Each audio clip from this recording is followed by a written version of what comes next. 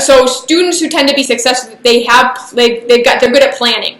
But again, I'm not naturally good at planning. This was one of those on the list that I really had to work at, as was this next one. This one took a while for me as well. So number 7 is, I say, creative splitters.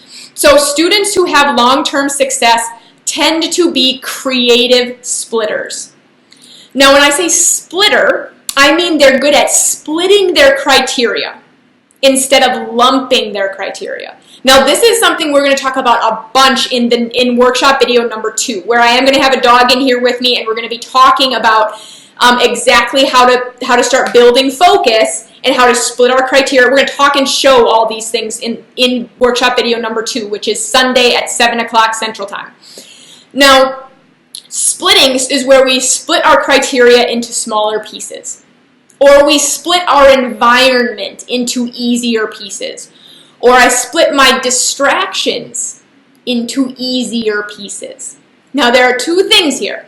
Now, if you aren't a member, if you don't have access to that resource center yet, you're definitely going to want to get that, because in the resource center, I have 2 homework assignments for you. One was to start working on the orientation game, or the attention loop with your dog, which we are going to be working on in workshop number 2. So you want to introduce your dog to a marker and introduce them to that orientation game. We're going to talk about that a lot in our next workshop video, as well as a reinforcement and a distraction list for your dog.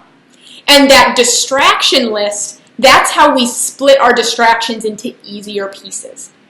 So what I want you to do right now, creative splitting, is I want you to write that one down and put a star next to it, because we're going to talk about this more in the next workshop video. So we're not going to cover creative splitters right now because it's a lot. But we are going to cover it in the next workshop video. So I want you to put a little star next to it, and to note that being a creative splitter is a huge part of being a successful owner trainer.